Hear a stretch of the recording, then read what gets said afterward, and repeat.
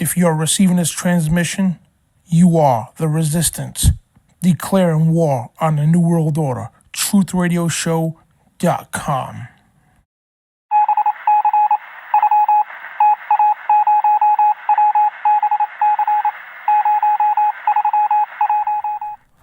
Ladies and gentlemen, my name is Dan Bidondi, host of the Dan Bidondi Show on TruthRadioShow.com.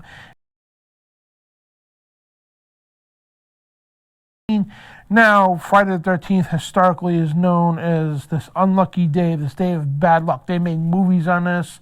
There's so much stupidstition I call it, involved with this. When they build buildings, they don't like to put a 13th floor. They go from 12 to 14, whatever the case is. And the number 13, a lot of people just want to be disassociated with it as much as possible. Now, all this superstition, all this stuff about Friday the 13th, where did it all come from? Well, it came from a date, October 13th of 1307. And it was originated from when the Order of the Knights Templar Grand Master Jacques de Molay. Now, a lot of people don't even know what the Order of the Knights Templar are, and some people who do, but they have very limited knowledge of the Knights Templar because we know Hollywood, even the Disney Channel and all them, Hollywood, history books, the History Channel loves to glorify the Knights Templar as they were some great crusade and everything else, but you got to find out the whole cold-hearted truth about the Knights Templar. So anyway, their Grand Master, Jacques de Molay, who happens to, we're going to get into that later, who de Molay was and everything else. But I just typed out a report earlier, I put on Facebook there and everything else, so I'm just going to read it here. Grand Master Jacques de Molay was burned alive at the stake, and before his death, he cursed Pope Clement V and King Philip V of France to death. And as he's burning alive, he said, before this year's end comes to an end, both of them, King Philip V and Pope Clement, would die. And surely they did before the year ended. Both of them ended up dead. So this became known as the Jacques de Molay curse. Now, again, Jacques de Molay, he was the Grand Master of the Order of the Knights Templar. And why was he put to death? We're going to get into that in a minute. So regardless of what you heard and seen on the History Channel, history books, mainstream media, especially Hollywood, who glorify the Knights Templar started off as a Christian crusade, and started off as very poor men, and they were like the medieval warriors, but quickly grew in size and eventually became very corrupt and funded by the Catholic Church, becoming the henchmen, basically, doing the Catholic Church's dirty works, the dirty biddings and all that, and basically they would go around as henchmen for the Catholic Church, the Vatican and everything. So the Knights Templar were not a society of God at all. I mean, they started off as a good cause, but after they became very corrupt, evil, they practiced sodomy, which is homosexuality. That was very common in the Knights Templar. And they got into dark practices of magic and the occult.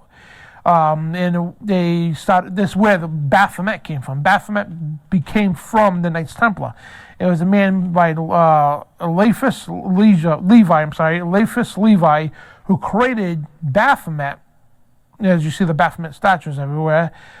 He created that based off an ancient Egyptian deity, which is also an arcane image and deity of Satan himself.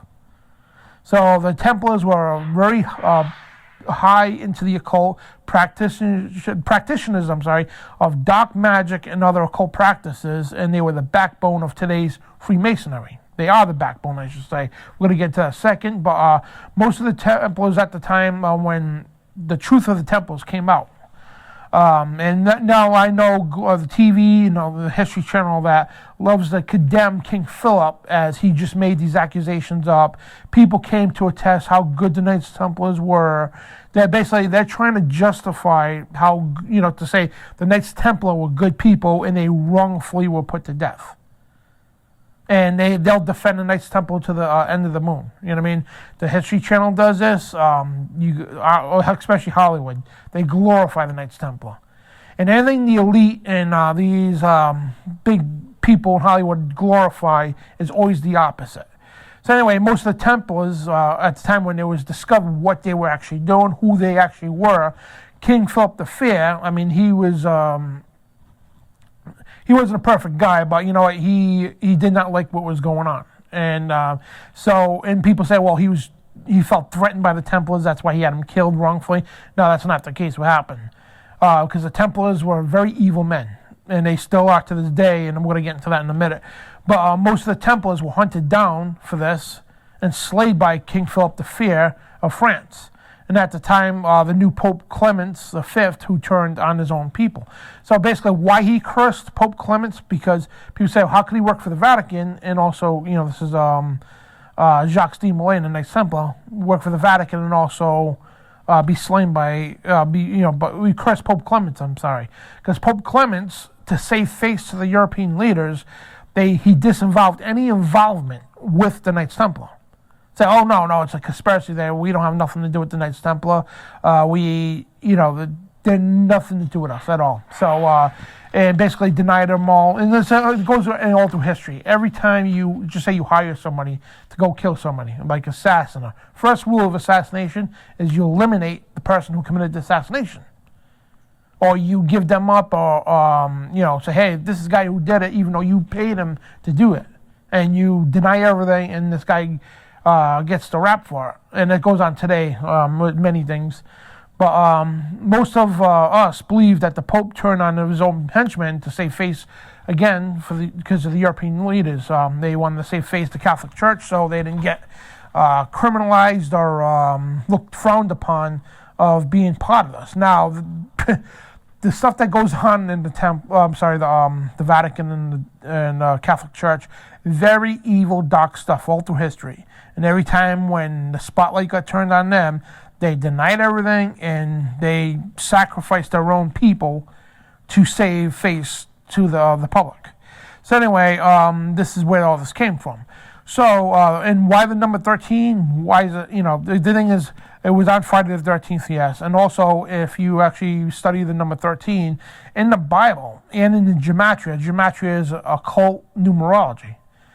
Similar to Pythagoras numerology, it's almost the same thing, whatever. But in gematria and also in the Bible, 13 signifies the number of rebellion. That's where all this come from too.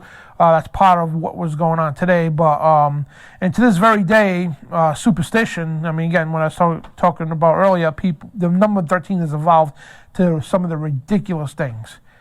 People refuse to have a locker number 13 or parking space number 13 or whatever number 13, uniform number 13. I was on a high school wrestling team, and that was the 13th weight class. And I had 13 in my uniform, and actually probably good luck because I won state championships or whatever. But, and people just go beyond ridiculousness of 13. They don't want nothing to do with the associated. If they even have 13 on the license plate, some people demand the registry to change it. You know what I mean? That's how ridiculous this thing goes. And you just want to point out, too, people of God, you need to understand, okay? The number of 13, sure, it means rebellion. Sure, it's evil number in the occult. But the number itself is not going to curse you. Okay, you're not going to get cursed if you build a building and you actually name the floor 13. There's no bad luck in that at all. And that's all superstition. And the people who do have bad luck is just people who are not of God and people who just believe in the crap, and it dwells in them and it manifests in them because they actually believe in it. So today, even the history books claim that the Knights Templar were abolished by King Philip the Fair of France. That couldn't be further from the truth because, again, you'll hear on History Channel 2 and everything else, all the Templars, they were abolished and there were no more. They were all killed off. No, that's not the case. Okay, because the remaining Knights Templar went underground and eventually merged with other secret societies because at the time, this was the same time, mind you, right? Same time, because the Vatican, very evil and corrupt, okay? And I don't mean no disrespect to you Catholics out there, but this is what your church's history is about, okay? The Illuminati, okay? The Illuminati was at the same time the Illuminati would be hunted down and killed. The Druids, the Jacobins, even people were going after so much as the Rosicrucians, which is the Order of the Rosy Cross. All right, many secret societies were being hunted down because The plans of the Illuminati got exposed. At the same time, the dirt on the Knights Templar being exposed. Now these secret societies were like, oh boy, we got to do something. Okay, and I did a whole history on the Illuminati and everything else, and these occult. So basically, they all had almost the same outcome of being hunted down, the same outcome of being chastised about through the public, saying revealed to how evil these organizations really were. And it goes a long way. So basically what happened was, at the time they had this place called the Mother Lodge in England, and it was the birth of what's today called Freemasonry. So people already knew about Freemasonry. Okay, they expected a little from it. You know what I mean? The public already knew. Even John Robinson in his book, Proofs of a Conspiracy, talk about this. He was a member of the Illuminati Masonry back then, and he revealed everything that was going on. So I suggest you get that book. But anyway, when all this stuff was going on, these societies got revealed for what they and who they truly were. So now, the remaining ones who were not killed off, they went underground, and this is all the secret societies at the time, not just the Templars. They all merged together. And I believe it was 1789, they all merged together in the castle of Wilhelmsbad to become a secret society within the secret society. They took Masonry, the Mother Lodge, and it became Freemasonry after this. Now, Freemasonry, again, people already knew what Freemasonry was. They expected a little from it. So what they did was it became a secret society, all merged. Druids, the Jacobins, the Rosicrucian Order, the Illuminati, the Knights Templar, all joined together into one organization and became a secret society within the secret society. So everybody was already familiar with the Masons, but not too familiar because a lot of the Masonic stuff is very secret. So now, within the own order of the Masonic lodges, even to this day, most Masons have no clue who these people are or even this inner circle even exists. So this goes on to today. So they hid within the secret society, and that's how they gained steam. And also these secret societies go a long way. They play into all through history, American and European history. They're funded by the Rothschilds, which is the world's biggest banking cartel.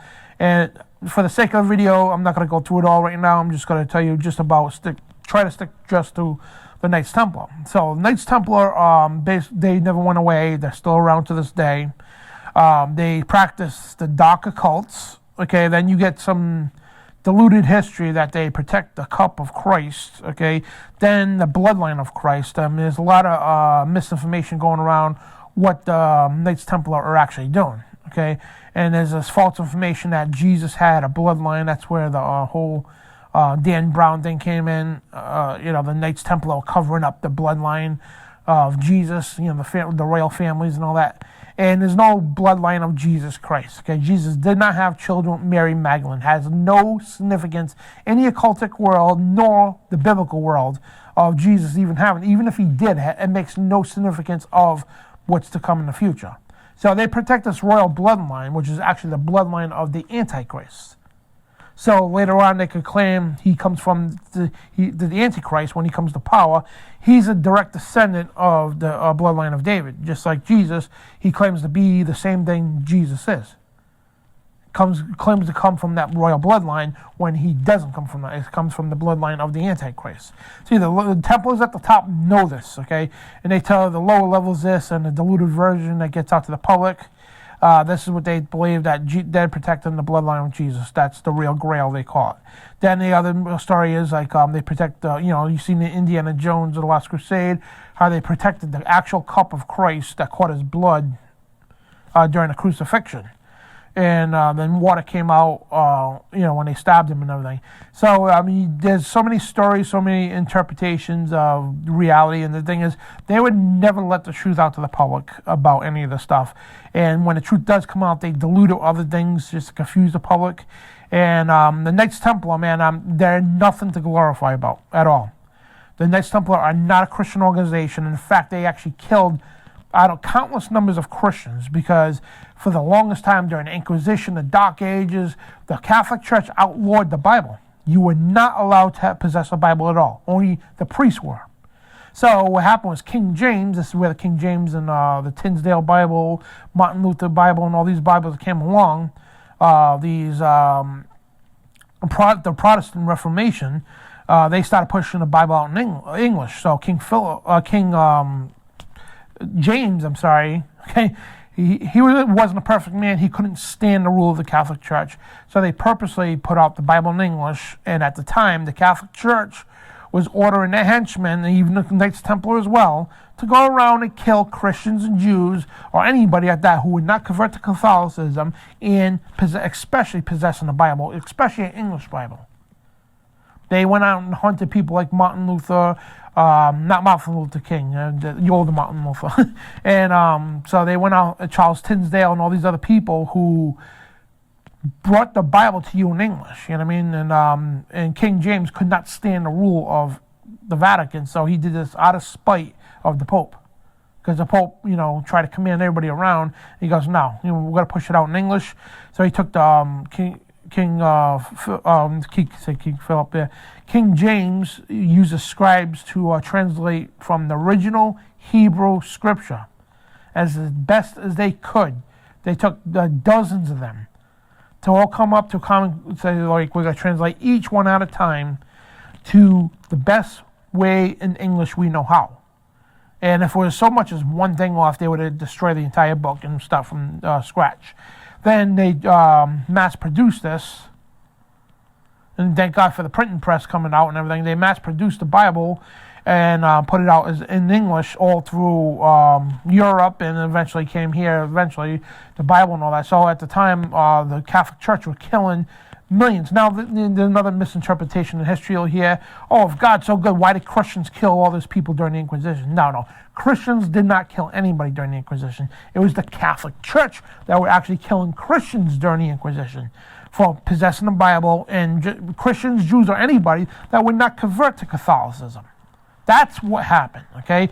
And there's a lot of misinterpretation out there of what's going on. This is the truth. This is the real historical truth, and that's how it is, you know what I mean? So, again, the remaining Knights Templar, they never went anywhere. They are still around today. So, Jacques de Molay, it's kind of interesting, right? So, anybody that knows anything or a little bit about Freemasonry, they have an order for black people. It's called the Prince Hall for black folks. The Order of the Eastern Star, created by Aleister Crowley, for women. The Job's Daughters is for women as well, young girls, I'm sorry. Then they have the de Molays for young boys. And de Molays was named after Jacques de Molay, who was a friend, again, a famous French Freemason, and he was the Grand Master of the Knights Templar. And Jacques de Molay, he was heavy into the occult, into sodomy, into pedophilia, and it's kind of derogatory. It's ironic that they would name a young boys organization in the Masonic Lodge after a man like that.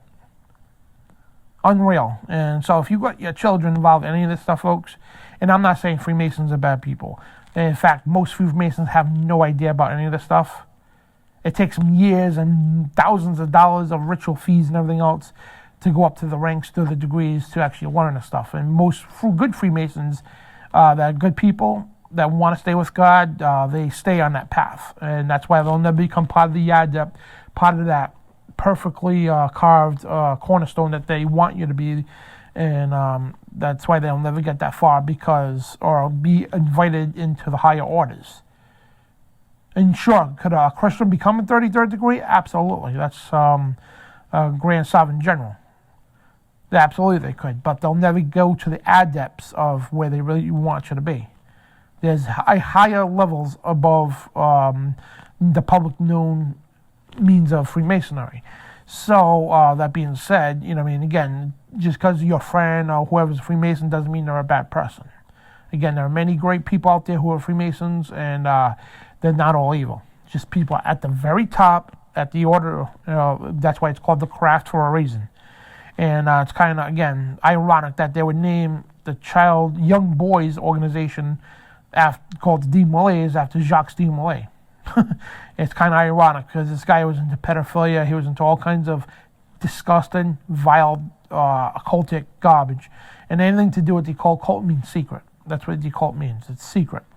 And it's all perverted, literally perverted, sexual, twisted mirror image to everything of what God teaches and everything else. So that's why in Freemasonry you learn a lot about secret society. About King Solomon's Temple. They mention Hiram Abiff. They just Tubal Cain, and you learn about a lot of biblical people, and eventually learn it's nothing to do with the Bible at all. It's to do with the dark levels of the occult. And then most Masons sometimes it takes them their entire life and their journey in the Masonic Lodge to eventually learn they're actually a Templar. They belong to the Knights Templar. And that's why you'll see Knights Templar memorabilia or whatever garb they have in the Masonic Lodges. It's not publicly displayed, no, but they'll have shields, and that cross on the Knights Templar. A lot of people who say that's a Christian cross. No, it's a cross of Baal, okay? It's Baal worship. That cross there, you see it in Catholic churches still. It's not a Christian cross. It's a cross of Baal. And that's the same cross they had on the Mayflower, and same cross they had on the ships that came here and everything else. And, Christopher Columbus was also a Knights Templar too. John Dee, also a Knights Templar, that came here well before Columbus was even born. So, and Columbus himself was a Knights Templar. Okay, there's a lot of stuff about the Knights Templar people are not familiar with. Again, the Knights Templar here in the state of Rhode Island, long before Columbus was even a thought in his father's eye.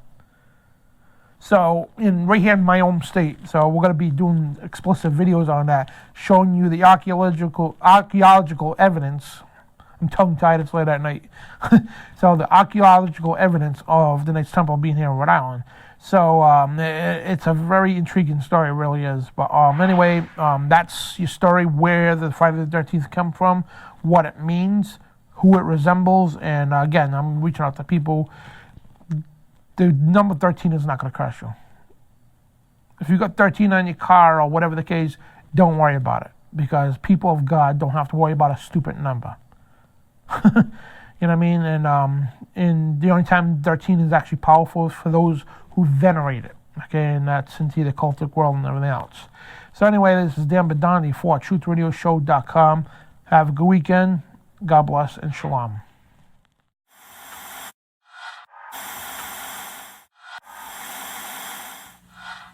Declaring war on the New World Order. TruthRadioShow.com.